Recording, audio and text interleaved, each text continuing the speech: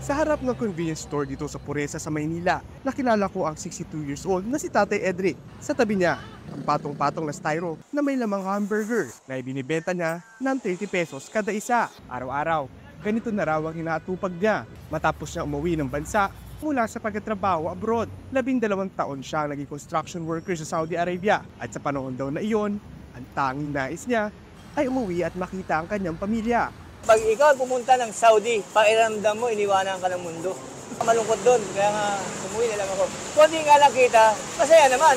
Malayo man ang kinikita sa pagiging OFW noon, proud naman si tatay sa pagbibenta ng hamburger dahil kasi dito, napapaaral niya ang kanyang 2 anak na nasa kolehiyo.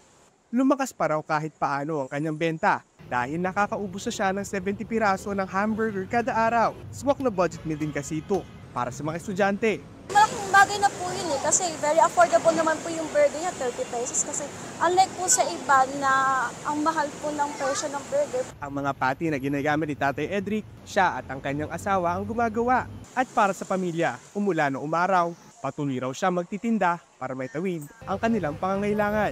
Huwag kayong susuko. Magtsaga kayo, magkasusuko. Pagka sumuko kayo, ikaw ang talo. Tsaga-tsaga lang yan, magtinda ka ng burger. Kuha ka sarili mong idea para umusad kahit paano. Sabi nga ng iba, money can't buy you happiness. Gaya kay Tatay Edric na ang tunay daw sa kanyang nagpapasaya ay makapiling ang kanyang pamilya. Mobile Journal, Ivan Taringki po hatid ang muka ng balita. Pag-usapan pa natin ang burger business ni Tatay Edric kasama si Mobile Journal, Ivan Taringki. Ivan, una sa lahat, kamusta naman ang burger ni Tatay? Natikman mo ba? Pops J, natikman ko. And for 30 pesos actually, malasa siya eh. Hindi ka parang bibitinin, Pops J. At hindi naman maliit, hindi naman malaki. Sakto lang. Actually, Pops J, kung i-compare mo siya dun sa... Meron tayo dito. Kaya kay, galing kay Tatay. Sagana sa sauce, ah. Sagana siya sa sauce. Yung patty niya, medyo malaki compared dun sa 30 pesos na other mabibili mo na medyo malaki. No, Pops, na malaking franchise. Yung 30 pesos na yan, medyo malaki na yung patty na yan. Pero... Oo nga, lumalabas sa tinapay na yung lumalabas patty, siya sa tinapay. Okay. Okay. Ikaw muna magsalita. Ayun, Pops J, no? So, yung 30 pesos na to, actually, nakabenta niya. Sa report natin, nakabenta siya. Dati, kwento niya, nung hindi pa nagba-viral siya online, no? Around 30 lang yung nabebenta niya ng mga burger. Pero ngayon, dahil nga marami nakakita sa kanya, marami na pumapansin sa kanya, nakakabenta na siya ng 70 na burger araw-araw, Pops J. Pwede na, no? 30 pesos per order. Per order, Pops J. At mukhang nakakabusog. At hindi siya maliit. Hindi siya maliit, Pops J. Kaya kadalasan na bumibili sa kanya, Pops J, puro estudyante. Yung pwesto niya kasi malapit sa ilang universities doon sa may Manila. Kaya marami talagang napapadaan at yung 30 pesos, hindi naman medyo mabigat yun eh. Ivan, paano niya ikukumpara yung kinikita niya sa pagtitinda ng burger doon sa kinikita niya bilang isang OFW?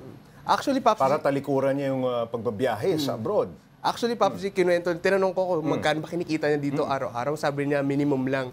Around 700. Yun pa, Pops J, ay kung mauubos niya lahat nung kanyang tinitinda nung araw na yun, no? 700 pesos kung mauubos lahat. Pero sabi niya, pag around may natira pa siyang 20 na nakikitang hindi pa nabibenta, medyo kinakabahan na daw siya. Kasi ang kita niya daw actually, Pops J, bandang dulo na. So pag nabenta na lahat, may minimum siya na target na kita, gano'n, meron, sa isang araw. Meron, Pops, magkano?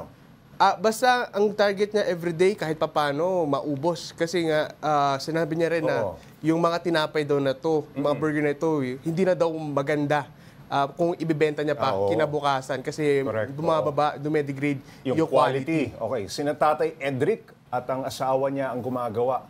Pati nung patty na natikman ko nga kanina, no? Nabanggit mo sila din ang namamalengke mismo ng ingredients. Eh, okay naman ba? I mean, safe naman ba at malinis? Tama ka dyan, Pops J. No? Baka mura lamang, pero hindi naman malinis. Diba? Actually, Pops J, kinuwento sa atin around ni Tatay Edric. No, maingat sila. No? Tuwing umaga, namamalengke sila. Around 4 a.m., nag-aayos na sila para pinapanatili kasi talaga nilang safe saka fresh yung kanilang paninda kasi nga pag yung isang bagay nga gaya ng pagkain is perishable na nabubulok no? So kailangan talaga laging fresh yung pagkain, fresh yung materials na ginagamit Correct. sa pagkain para kasi pag hindi, may chances talaga na makasira ng tiyan at pwede ka rin magkaroon ng sakit, Pops J. Okay, araw-araw siya nagtitinda, sina Tatay Edric, ng burger. Ano bang nagustuhan niya sa kanyang ginagawa? Actually, Pops J, tinanong ko siya ano ba yung motivation niya kung bakit siya nagtitinda. Ang sabi niya, may pinapaaral kasi ako. Okay. May pinapaaral kasi siyang 2 anak na nasa college ngayon, no? So yun yung Kailangan niya magbanat ng buto, kaya ayun, siya titinda ng burger. ayun talaga, Pops J, no? So yun talaga yung main reason niya, no, na kailangan niya magtrabaho kasi may pinapaaral siya, kailangan sustentuhan yung pamilya niya, no? Pero sinabi niya rin, Pops J, na malaki nga yung kasi pinakompare ko sa kanya eh. Sabi, Tay Edric, kamusta naman yung difference nung nagtatrabaho ka abroad dito? Sabi niya, doon nga malaking kinikita ako pero Malayo naman malungkot sa ka naman. pamilya. Ayun, malungkot ka naman. Dito, kahit papano naitawid mo yung pang-araw-araw nyo pero masaya ka naman kasi nakikita mo yung anak mo lumaki. Yun kasi yung parang isa doon sa kanilang isa doon sa kanyang reason bakit siya umuwi pabalik dito sa Pilipinas, Pops J. Alright, maraming salamat, Ivan Tarinque.